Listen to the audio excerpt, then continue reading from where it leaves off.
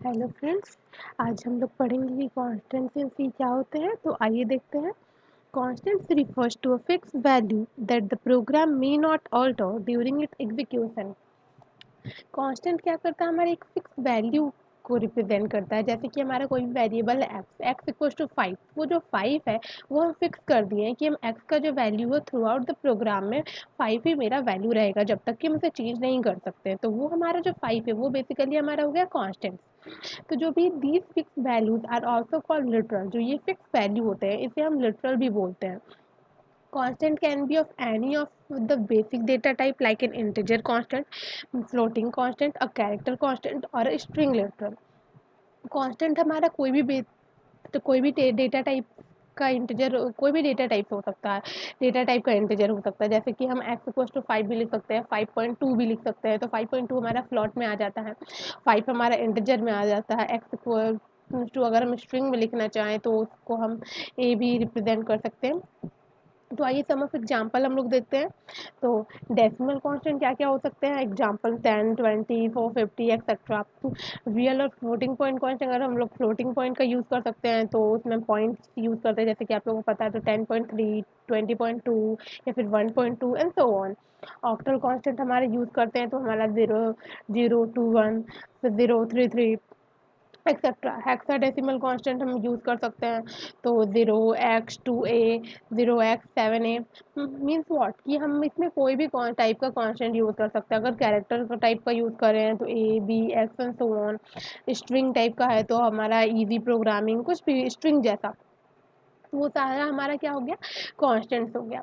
तो आइए देख लेते हैं कि हमारा दो सिंपल वे सी में हमारा दो सिंपल वे होते हैं कांस्टेंट को डिफाइन करने के लिए। एक होते हैं यूजिंग कांस्टेंट कीवर्ड्स और एक होते हैं hashtag define pre processor. The constant keyword means what कि एक कीवर्ड जैसे कि हम लोग समझे थे जिसमें से फ्लोट एंड ये सब आते हैं, तो उसमें हमारा यूज़ कर सकते हैं। तो इसमें हम जैसे कि एग्जांपल में लिए हैं कांस्टेंट कीवर्ड में हमेशा हम कॉन्स्ट लगाते हैं, उसके बाद कीवर्ड का यूज़ करते हैं। तो कॉन्स्ट कीवर्ड यहाँ पे फ्लोट है। अब यहाँ पे हम लोग पाई पाई का वैल्यू हम जानते हैं कि हमेशा से 3.14 होता है, तो वो आप चेंज नहीं कर सकते हैं। तो ये हो गया कि ये पहले से डिटरमाइन है वो, ठीक है।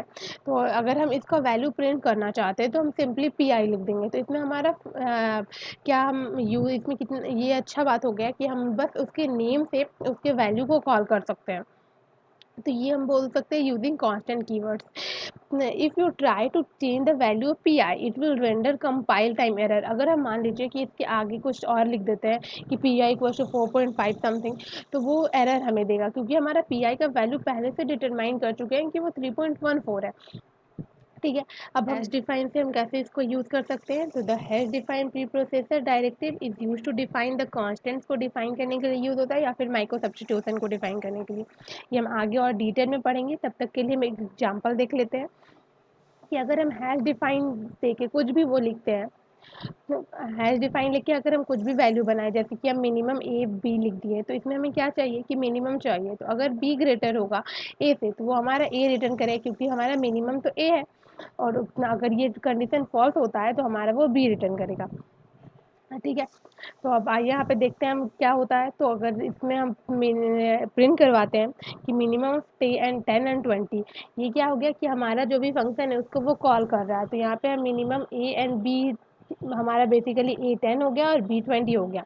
तो यहाँ पे हम मिनिमम देख रहे थे, तो मिनिमम हमारा वैल्यू क्या आया था ए, तो ए का वैल्यू क्या है हमारा 10, तो वो आउटपुट में हमें क्या देगा 10। तो आई होप फ्रेंड्स आपको ये समझ में आया होगा। मुझे पता है ये आपको उतने अच्छे से भी समझ नहीं आया होगा, ये हम डिटेल में और आगे पढ़ेंगे। तब तक के लिए आप थोड़ा सा बेसिक कॉन्सेप्ट इसे रखिए और आगे हम दूसरे लेक्चर में मिलते हैं। Thank you friends. Do like share and subscribe my channel.